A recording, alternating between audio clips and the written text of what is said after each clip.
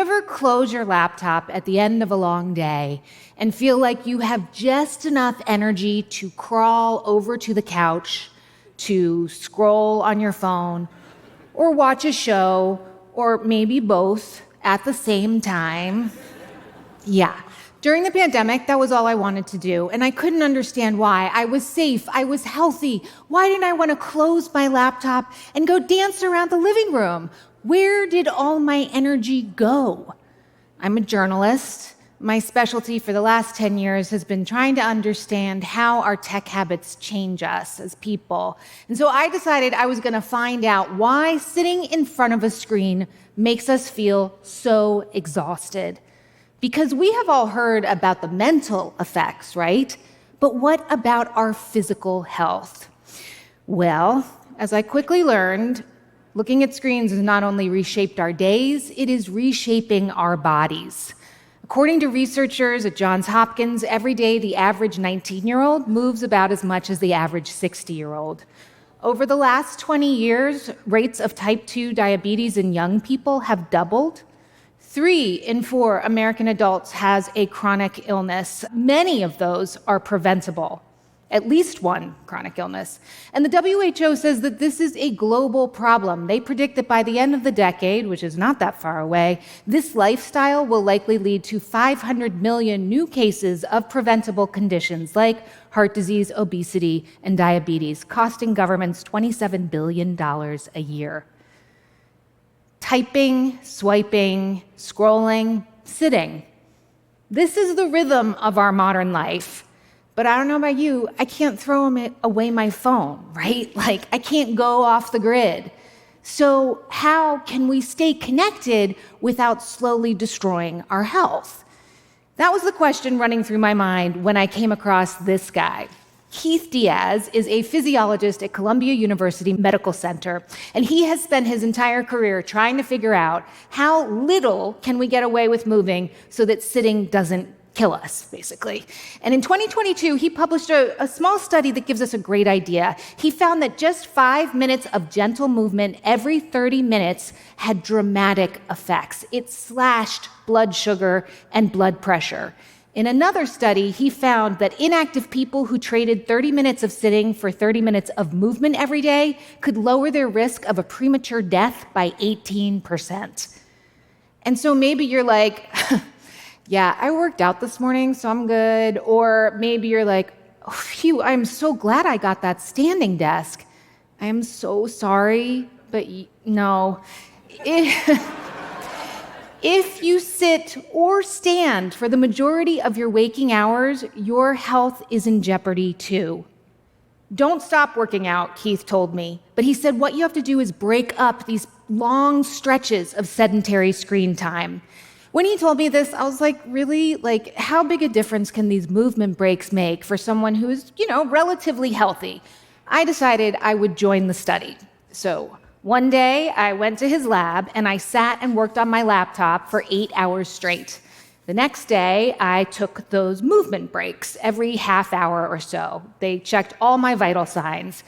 And the results were actually quite extraordinary. My glucose was cut nearly in half, my blood pressure was down by 5 points, and my mood was so much better.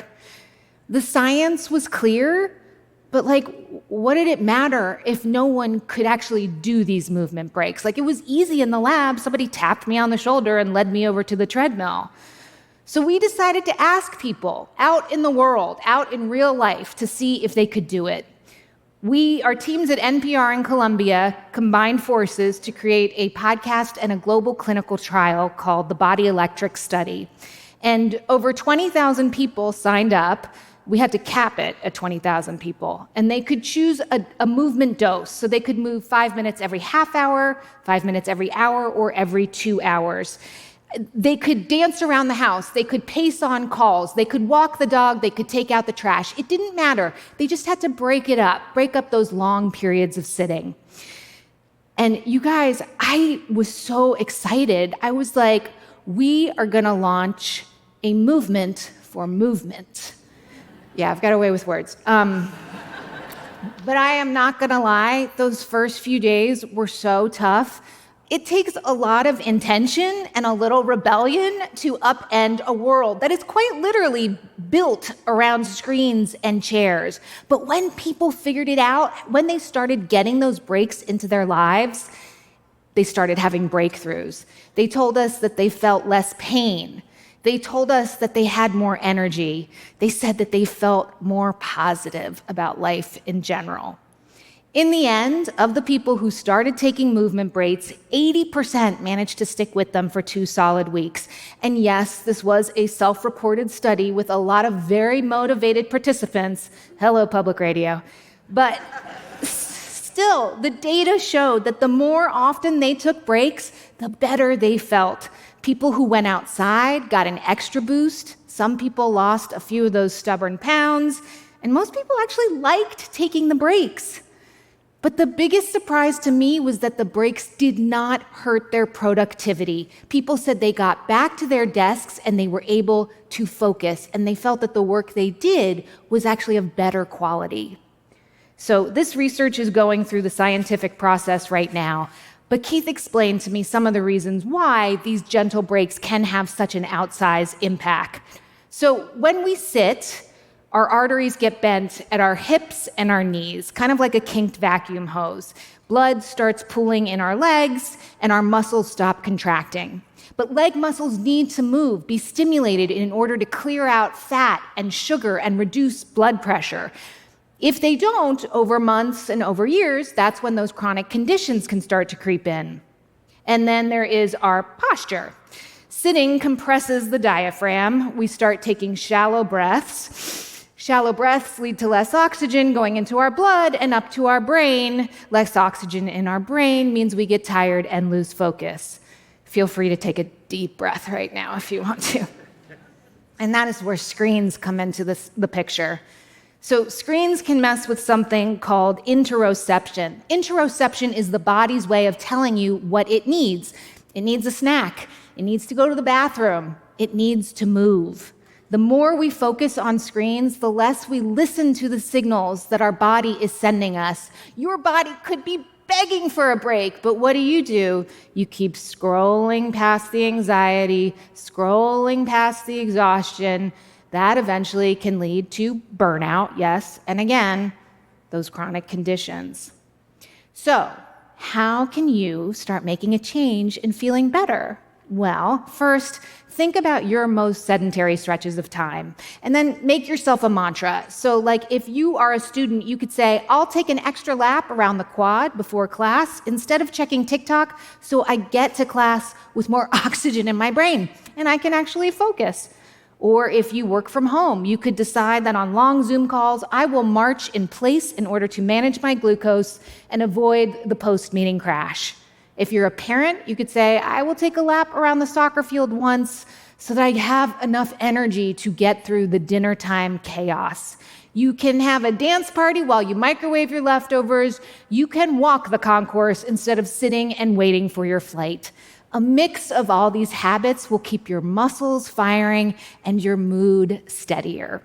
My favorite story came from a 43-year-old woman named Dana who works in HR. So Dana was a type 2 diabetic with all kinds of health issues. Her doctor told her she needed to take a long, brisk walk every morning, and she was doing this, but her numbers just were not changing.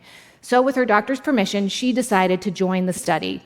She started fitting in movement breaks between all of her meetings, and within a couple of weeks, she told me her blood pressure dropped by 40 points. Her cholesterol went down, and her doctor told her she could start tapering her insulin. She's actually off all of her meds today. I know. Yay, Dana. We love you, Dana. So we know that too much time online is not great for our mental health. But it's not just in our heads, it's in our bodies. We need movement to be as much a part of our lives as screens are. We need our schools, our neighborhoods, our workplaces to give us time and space just to move. You can help push this reset forward. Take movement breaks. And when people look at you like you're weird, just tell them why you're doing it. Because you just want to feel a little better.